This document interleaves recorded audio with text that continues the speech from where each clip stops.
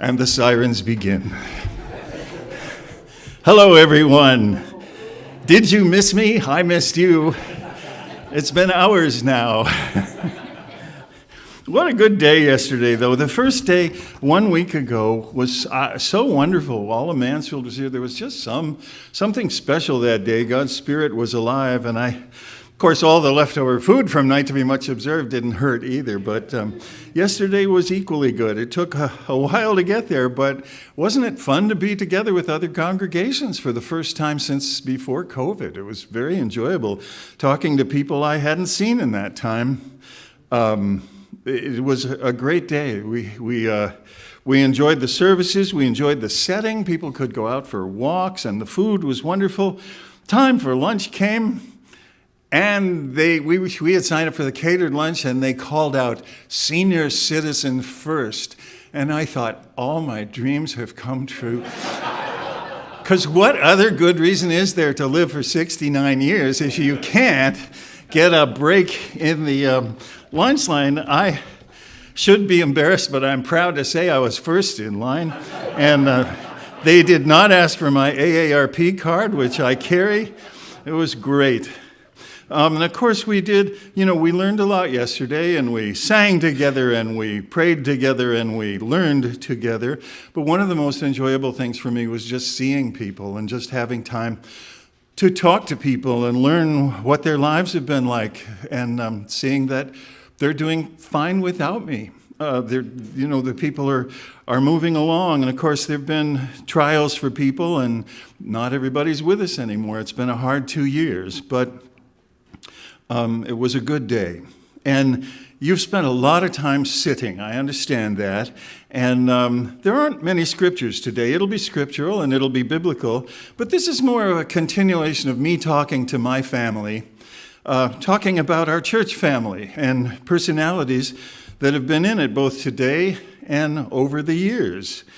When we went to Australia a few years ago, I think it was 5 years ago, it doesn't seem that long, but on our way back at the airport, we were kind of, we'd been to the feast, and we were kind of, we're a little sad. First of all, I had to drive on the left side of the road back to the airport, and it was my first real solo trip without guidance and stuff, so that was quite an adventure. And we finally got there and breathed a sigh of relief and got to the airport, but we were a little down because we'd had a wonderful time. And there was a young man there at our gate, and he was American, so it made sense that we were on the same flight, flying back to Los Angeles. And it was nice to see him. It was like having a little taste of what had gone before. And he said, "Oh yeah, what a great feast, the bro feast." I said, "What?" He said, "Oh, it was a bro feast." And I said, "You're going to have to explain that one to me." And we had gone over there because we were I'd never met, well, that's not quite true. I'd met him once. But there was a man there named Jeff Robertson. And he's quite a musician. He actually sang on our feast video that year, for which I wrote the music. So we were collaborators before we actually were in Australia together. But it seemed over the week we really enjoyed each other's company, and our families, we enjoyed his family, and our wives, and we had a good time together, but he was always introducing me, or I was always appearing on stage with him, and that's what this young man was referring to. And apparently it had something to do with the tenor of the feast, was that there was this international friendship, and we were kind of celebrating it on stage that week, it seemed like, to him. So friendships can have an influence on other people. God and Jesus Christ, they're one, but they're two, and they are friends. They love each other deeply, and it's their friendship that fires everything that's gone on since the whole creation of the world. The love that they show us today. When I pray, I say, I hope you two really enjoy each other. Your love is what keeps things going. It's the energy, the flame. Everything that we do is because of that, and I hope we can live up to it and reflect it and be part of that. So that friendship adds immense energy to the whole world and to our spiritual lives. I remember back in the days of Cleveland West, long enough ago that we had a Cleveland West church and a Cleveland East church, and many of you were there. You would probably remember we had two deacons who were very good friends. It happened, well, I won't say their names because we might end up on YouTube, but you know who I'm talking about. And they were both, one was a mechanic and one was a farmer, but when I say that, it makes them sound like hicks, and they kind of were, but they weren't really. They loved God's way. They had good families. They laughed a lot together. They gave sermonettes. They spoke. They led at various things, and they weren't always friends, but most of the time they were. They weren't perfect people. But when I think back to Cleveland West, I often think of that friendship and how much it powered things. Well, when you think of friendships in the Bible, of course, you think of friendships like David and Jonathan, who were the picture of friendship. Or you think of perhaps Jesus Christ himself and his cousin John, who were very close. I mean, John is written about by himself as the disciple whom Jesus loved, and at that last Passover, he was reclining next to Jesus, and it seems from the description that he was leaning on him, that they were good enough friends. But I want to talk about a relationship. This is our family. I want to talk about two men who had a much more complicated and very interesting friendship. These two men are our brothers, although they've both been dead for a couple thousand years, and their imperfections are pointed out in a lot of places in the Bible. And it seems that even though they worked together a lot, that they really annoyed each other a lot of the time. There's a lot of evidence for that. And I'm talking about the Apostle John and the Apostle Peter, who were together for a lot of their lives and worked together and accomplished great things, and we still talk about them. Let's consider them on their own to start with. Simon, of course, was a fisherman. He was apparently a rough-hewn, rugged, loud type. He's the one that we know who was married. I'm assuming that some of the other disciples were also married as time went by, but he's the one we know was married because we learn about his mother-in-law. We never hear about his wife except in one place where Paul says, well, Cephas gets to travel with his wife. We should be able to do these things. And so we know that Cephas, which is another name for Peter, was married. His name he was named after one of the 12 sons of Israel. His name was really Simeon. We read that as Simon. It was a common name for the day. And, of course, Jesus renamed him, as we'll find. We know him as Peter. We talk about him as Peter. But he was the first instance we know of where the word Peter, Petros, was used. How many of you know somebody named Wendy? Wendy is an interesting name in that it comes from Peter Pan. J. Barrie, who wrote Peter Pan, made up the name Wendy. So everybody you know named Wendy. I live 1 block away from Wendy Drive in Berea. And everybody you know named Wendy was named after James Barrie came up with that name. Well, everybody you know named Peter has been named ever since Jesus Christ gave that name to this man. Of course, Jesus used the word Cephas, and we don't really know what Jesus called him because we have the Greek version, Petros. And it seems like Paul used both names, Cephas and Petros, but they mean the same thing. They mean rock, and I know we talk a lot about the nuances of that, but this is not a day for nuances. It meant rock. We'll just go with that. And then John and his brother James seem to have been cousins of Jesus. They were also fishermen, but they seemed to be a different kind of personality.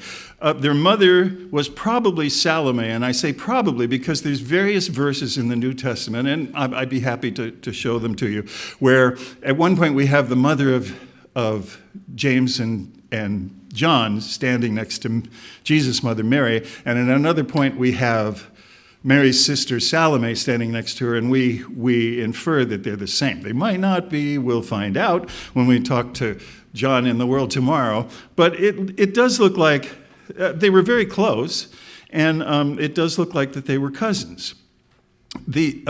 James and Peter and John were only 3 people among the group of 12, but even of those 3, Simon, James, and John, it seems like John and Peter were a twosome. They often stood out. And over the years, it turns out they had a lot in common.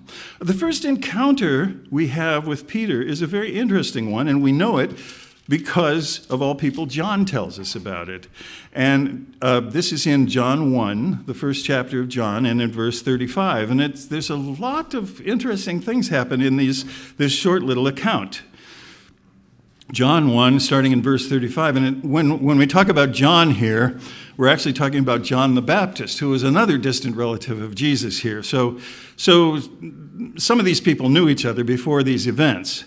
But in verse 35, the next day, John the Baptist, was there again with 2 of his disciples. When he saw Jesus passing by, he said, "Look, the Lamb of God." When the 2 disciples heard him say this, they followed Jesus. Turning around, Jesus saw them following and asked, "What do you want?" And they said, "Rabbi," which means teacher, "where are you staying?" Which probably wasn't what they really wanted to ask him, but it's probably what came out of their mouths. You know how it is when you're put on the spot. They probably didn't expect him to ask him. And he told them where, and they went and they saw where he was staying, and they sat on his deck for the rest of the afternoon, it says. It says they spent the day with him, but he was a carpenter. Maybe it was a deck. Who knows? And it was about the 10th hour. Well, one of those people was Andrew, Simon Peter's brother. And Andrew, of course, was a person with his own stories and does have a lot to do with, he appears in the Gospels a number of times. We do know a few things about him. But in this instance, his main purpose is to be Simon Peter's brother and to introduce Simon to Jesus. Andrew, Simon Peter's brother, was one of the 2 who heard that John had said what John had said and who followed Jesus. And another interesting speculation here, but it's only a speculation, is that other disciple might have been John, the cousin of Jesus, because John had a coy way of not referring to himself when he wrote about himself. We don't know that. We do know that it was Andrew, and we do know that it was Simon Peter. So in verse 41, the first thing Andrew did was to find his brother Simon and tell him, "We have found the Messiah," that is, the Christ. And he brought him to Jesus. And at that point, Jesus looked at him and said, and this is a very strange thing for a person to say as the first thing they say to a person, "You are Simon, son of John. You will be called Cephas." I mean, what if you met me today for the first time and you said, "My name is Joe," and I said, "You shall be called Obi-Wan from now on." You know what I mean? It's quite a change at that point. And they did have a good relationship after that, but that's how that started, which is just kind of weird, which, when translated, is Petros, or Peter. Well, then we have an encounter in the book of Mark, and the book of Mark, there's reason to think that the writing of the book of Mark was written by John Mark, but there's reason to think that it was guided and had heavy influence from Peter. Regardless, let's look at this story in the first chapter of Mark, starting in chapter 14. After John was put in prison, so these are after the days where Andrew went and got Peter and introduced him to Jesus, because that's John the Baptist, Jesus went into Galilee proclaiming the good news of God. So before, he'd been being baptized, but he hadn't really plunged into his ministry yet at that point. But now, he says very clearly, the time has come. So he's starting. The kingdom of God is near. Repent and believe the good news, which was a continuation of John the Baptist's message. As Jesus walked beside the Sea of Galilee, so that gives us the location, he saw Simon and his brother Andrew casting a net into the lake, for they were fishermen. Well, sometimes this is presented as their first meeting. Jesus sees them and says, "Follow me," and they jump out of their boat. But we know that they'd actually met each other before. And they may have gotten to know each other quite well before this day, but this was a day when Jesus was starting the family business, the firm at this point. And he needed people, and he knew where to find them. So he saw Simon and his brother Andrew, and he said, "Come, follow me, and I will make you fishers of men." At once they left their nets and followed him. When he had gone a little further, same shoreline, He encountered another boat, and he saw James, the son of Zebedee, and his brother John in a boat preparing their nets. He saw his cousins. Well, Peter's here. James and John and Zebedee are here. They were competitors. They were fishermen, but when it came to marketing their stuff, they were competitors. I'm sure they worked together in various things, and they knew their trade, and they probably learned from each other, but started out, they were on the same beach, and they were competitors. Verse 20, without delay, he called them, and they left their father Zebedee in the boat with the hired men and followed him. So Zebedee had a crew, and I have to think at this point, I've often thought of Zebedee. Here comes Jesus Christ, sinless, perfect, and he says, I want your workers, come with me, I'll make you fishers of men. Well, that's all well and good if you're fishing for men, but if you're sitting on a boat and your sons are the main part of your crew and they run off with your nephew, what does Zebedee think at this point? And I have to think that Zebedee had considered this day beforehand. There were other men in the boat working.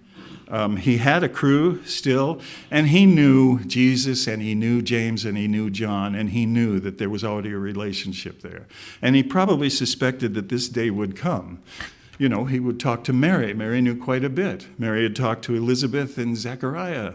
They had talked about all kinds of things. This was not, someone who'd grown up with a normal childhood. There were all kinds of stories. And by this time, I really think that Zebedee had considered this day before. Well, of course, Jesus goes on to do his work. He calls a total of 12 men to be his disciples. There were many more who followed him and who traveled around with him, it seems. But these two men, Simon, Peter, I'll just call him Peter from now on, Peter and John, stand out in the stories at this point. And, he's already said to Peter, you shall be Rock. Your name is Rock. And he'd already singled Peter out at this point. Of course, John and he were already good friends. That just didn't come out of nowhere. I think one of the blessings that God the Father gave Jesus Christ on earth was he didn't get married, he didn't have children, but he had a very good friend who was his cousin, who knew him from birth, and who knew the oddities of his growing up, and who supported him, and who laughed with him, and who wrestled with him when they were kids, and, did all kinds of things together, got soaking wet, probably fished together, did all kinds of things, and God gave him that friendship. But we do see Peter, James, and John singled out as a trio, and often we see Peter and John singled out without James. One of the incidences in Mark 5, and you can read it on your own. You already know the story, I'm sure, because a lot of these things are stories from Matthew, Mark, Luke, and John that you've already read. When the daughter of Jairus, the temple official, was raised from the dead, Jesus closed the door on everyone else, but he brought in Peter, James, and John. He wanted them to have that in their memories. Why he didn't want the other 9 to? Well, it was a crowded room, and if you were resurrecting a little girl and there's 13 men standing over her, she'd probably close her eyes again. After she said, I've been somewhere beautiful and I want to go back. And theologically, that's wrong. I'm sorry I said that. But there were 4 men in there, and that was enough to scare her back to life, apparently.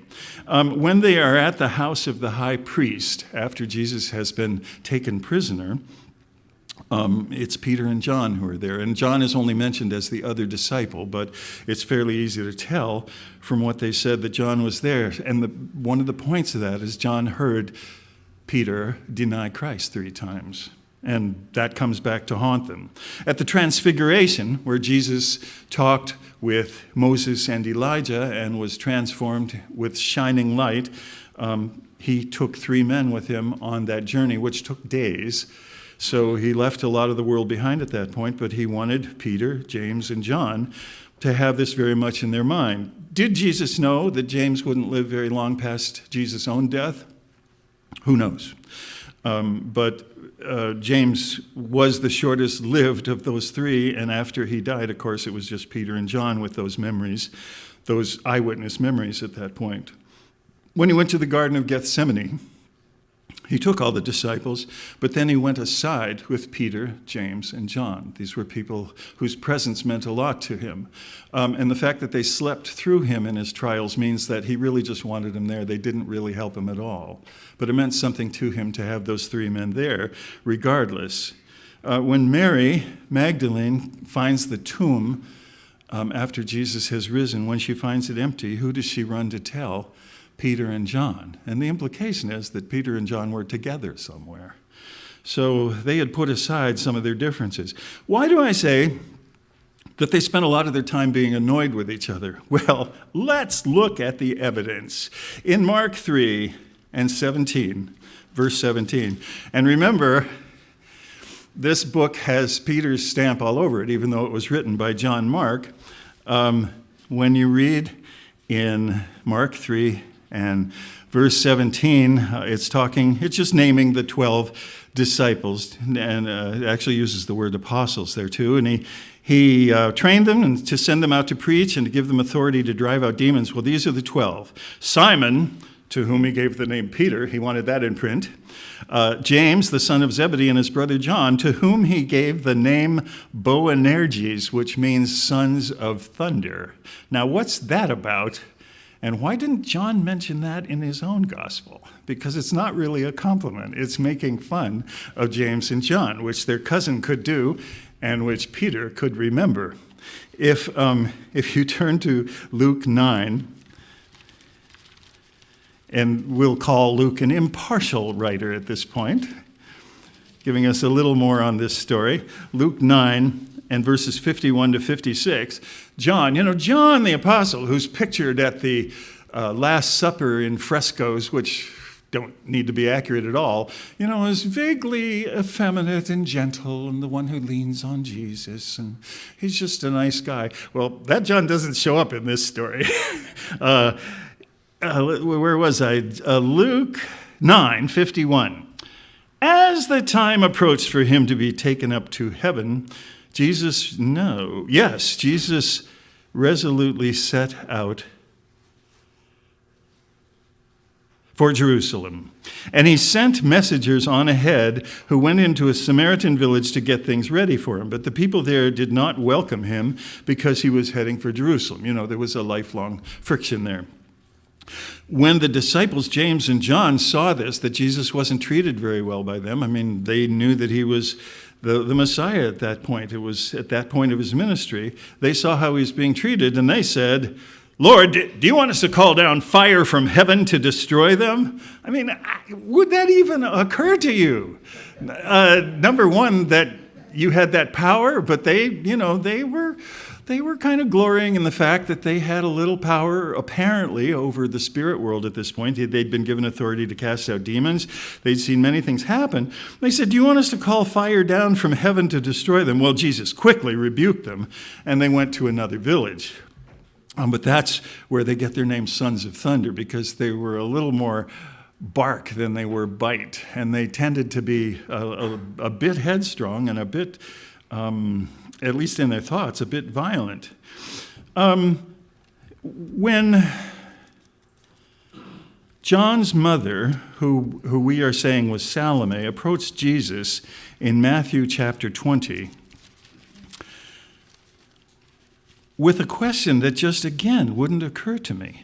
In Matthew chapter 20, and starting in verse 20, then the mother of Zebedee's sons, so this is James and John's mother, came to Jesus with her sons, and kneeling down, asked a favor of him. What is it you want, he asked. And he probably thought she wanted to go first through the potluck line on the day of unleavened bread. And she said, oh, nothing really. Just grant that one of these two sons of mine may sit at your right and the other at your left in the kingdom. Smile, smile, smile. Well, John had already heard Jesus say at this point that Peter was the rock on whom he would build his church. And again, that has other implications, but we just take the words at face value at that point. And was John in on this? Well, they seemed to sort of be. James and John kind of seemed to know what was going on. Jesus said, you don't know what you're asking. And he turns to the disciples, because he's treating them as a threesome at this point. They're all in it together. He said, can you drink the cup I am going to drink? We can, they answered. Jesus said to them, you will indeed drink from my cup, but that's not a blessing, as he says it, but to sit at my right or left is not for me to grant. Those places belong to those for whom they have been prepared by my Father. When the 10 heard about this, They were just like you. They were indignant. Wouldn't you be indignant if somebody came up to Jesus and said, if you don't mind, could I just be in charge of all these other people in the world tomorrow?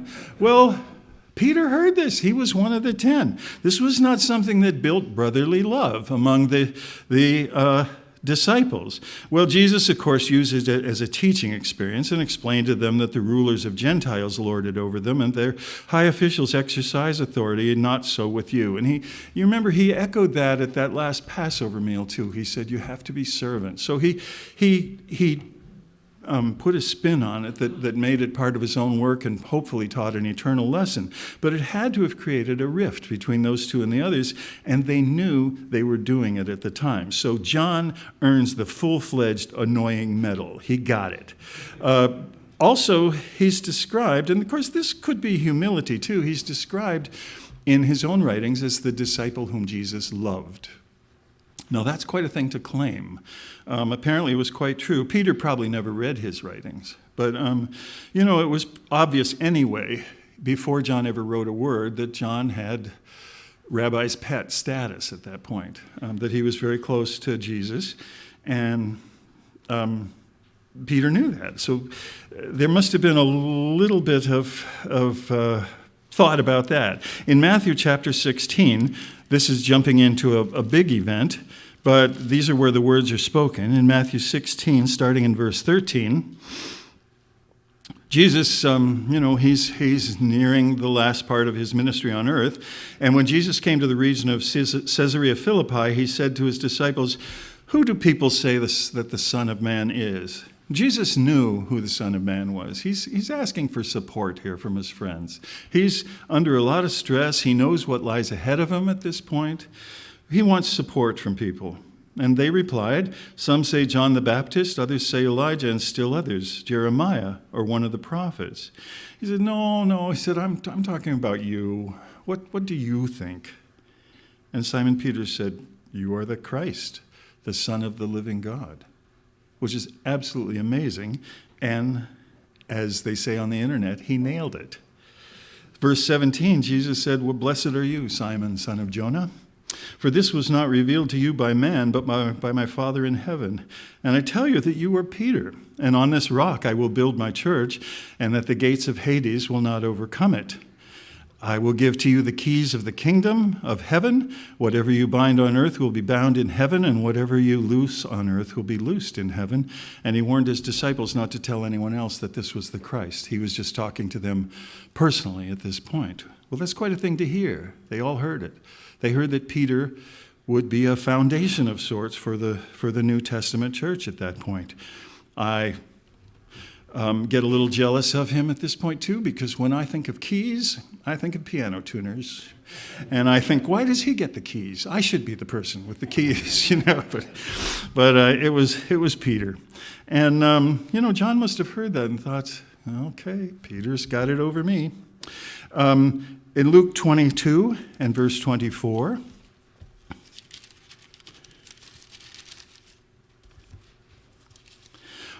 right there towards the end, they're at the Last Supper, and a dispute arose among them. Hadn't they learned anything? They'd been through this exact thing before, as to which of them was considered the greatest. And Jesus probably sat there and thought, nobody gets me. Nobody. I've already taught this one. He said the kings of the Gentiles lorded over them. But they're still arguing. So it meant something to John and to Peter. They were human beings, and they cared who was in charge at that point. You remember after that Peter turns right at that point to Peter. Jesus turns to Peter and said, "Look, Satan has asked that you be tested and you be sifted. So it's only because of me that you're going to withstand all this. And when you do, when your faith is strengthened, help all these other people." And the other people heard that too. And it sounds like he's praising him. But remember, this is the same Peter that Jesus said, "Get thee behind me, Satan," too, not too long before. So it was an up and down kind of thing. I think my favorite part, and this I've already told a few people about, is in John 20. Mr. Thomas read this in his sermon yesterday, and I was giggling in the row 3. Not in Mr. Thomas's sermon, it was fine, but I love this part. John 20. Yes, we're in a story, but we're only going to talk about a little bit here. Mary Magdalene went to the tomb, saw that the stone had been removed. She ran to Simon Peter and the other disciple, etc., etc. Verse 3, so Peter and the other disciple started for the tomb. Both were running, but the other disciple outran Peter and reached the tomb first. So they get there, and John turns to Peter, and he says, I won. And Peter said, like anyone is going to know. And John said, everyone's going to know. And who wrote this? I don't think if Peter had won the race that John would have casually said, and the other disciple got there first. I love this part. And we all know, whatever we know about John and Peter, we know that John outran Peter to the tomb. It actually matters because John saw things, but Peter was the one who went in. They had different approaches to things. But remember that after they both followed Jesus around in his imprisonment, but it was John who was at the foot of the cross. And there's no other apostles mentioned at that point. And that's when Jesus turned to John and said, here's your new mother. And he turned to his mother and said, and here's your new son. And then it all culminates, of course, you know the events, but it all culminates in Acts 21. Or John 21, John 21. One of the last things we know about them, and one of their last interactions that we know while Jesus was still on earth. Jesus appeared to his disciples by the Sea of Tiberias, and of course it was this time of year, this wonderful time of year that Mr. Thomas explained to us is a bridge that connects the days of unleavened bread to the Feast of Pentecost. In Ohio we call it spring, and it's a wonderful time, isn't it? Mostly. It's a wonderful time. All right, the good weather always seems to come on Sabbaths when we stand inside, but we'll go outside today. Afterwards, Jesus appeared, and it happened this way. And here's a bunch of disciples who didn't know what to do, and it names them, and they're all going fishing. Simon Peter says that. He says, I'm going out to fish. What else do we have to do? And they said, well, we'll go with you. And notice that John and James were with him. So they went out, got into the boat that night, caught nothing. Jesus Christ shows up, says, put your nets in on the other side. And they did, and they caught a lot of fish. And then it occurred to John and Peter that they'd heard this before, and they realized that it was Jesus Christ. Peter jumped in the water, which was a very Peter thing to do, and Jesus fixed them breakfast. And nobody said, who are you? Because they all knew at this point. Well, then there's the famous walk. And verse 15, when they had finished eating, Jesus said to Simon Peter, Simon, son of John, do you truly love me more than these? And they were walking along the beach. And bear in mind, we all know at this point that Peter had denied Jesus 3 times and that I can't see any other way, but that he felt terrible about it. That he felt like he'd betrayed this person, and here he is living again. It's bad enough that he had him killed or led up to that, but here they are again, and he knows that Jesus knows. Jesus had actually predicted it, and Jesus did a lot to bolster Peter at this point. He said, Simon, son of John, do you truly love me more than these? Yes, Lord, you know that I love you. And they go through it 2 more times.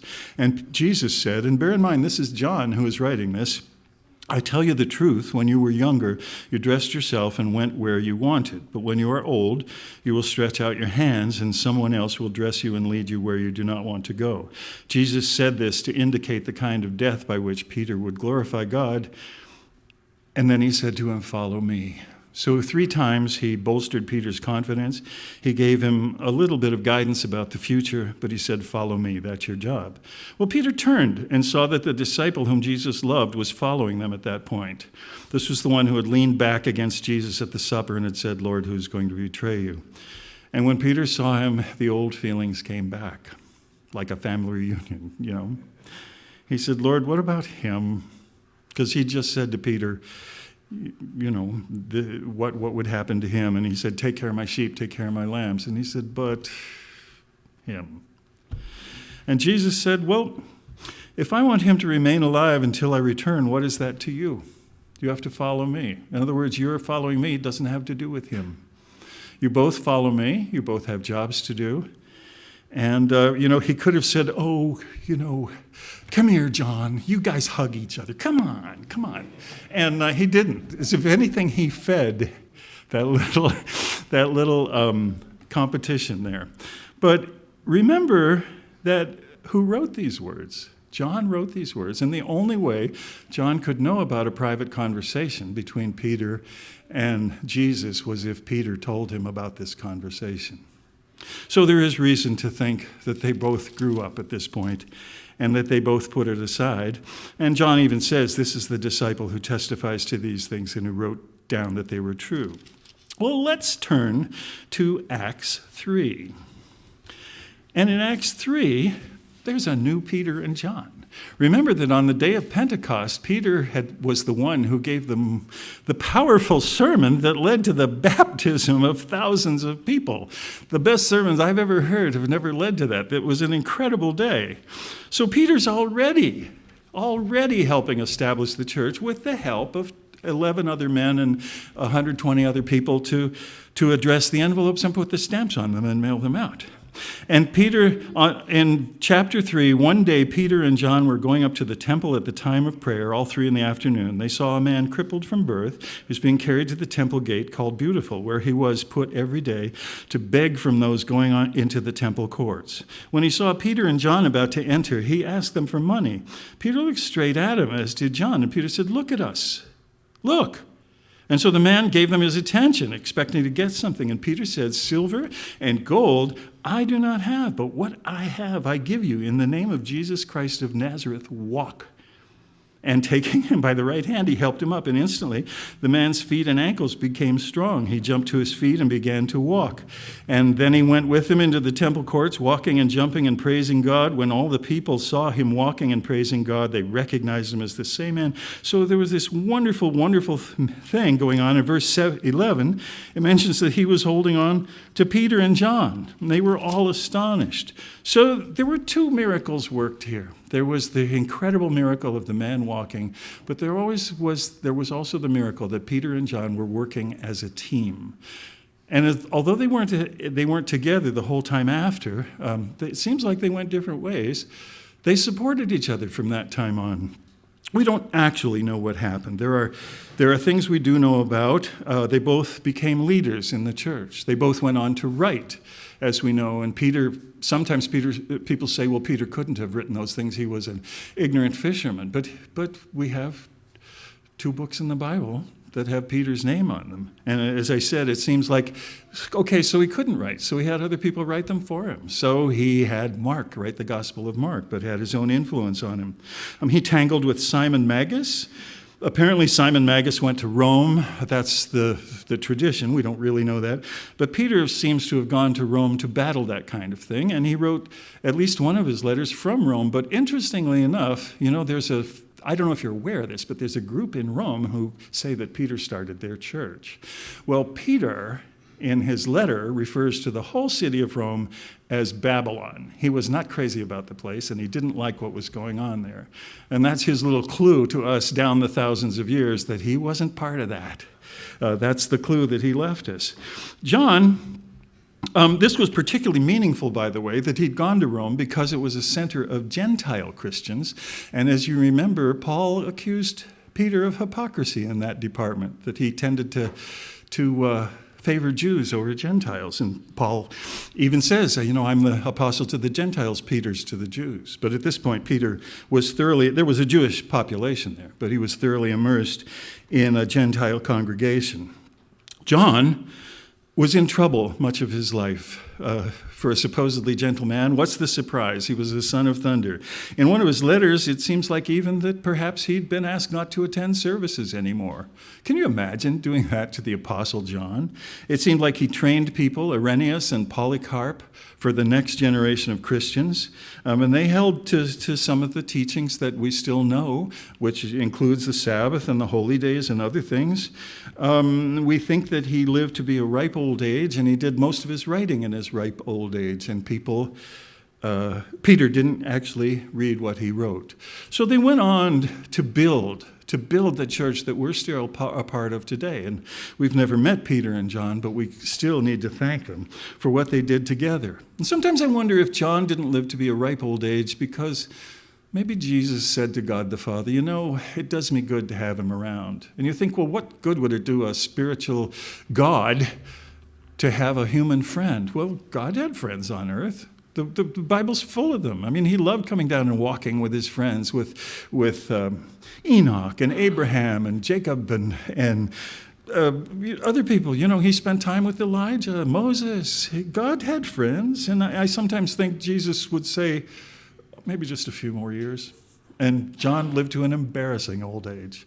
And that's where that reputation got started, where he said he wouldn't die. And it looked like there was reason to think that. That's the reason for that rumor.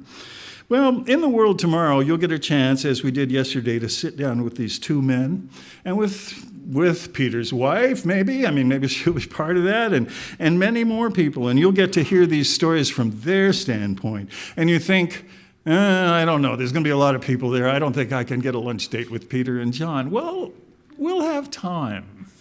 You know, if it's not that day, maybe the next week or something like that. We can do it, and we can hear their stories, and they'll speak to us. Your time will come. But for now, you've sat enough. Let's stop this, and we'll be done with things, and you can go out and enjoy the fine spring day.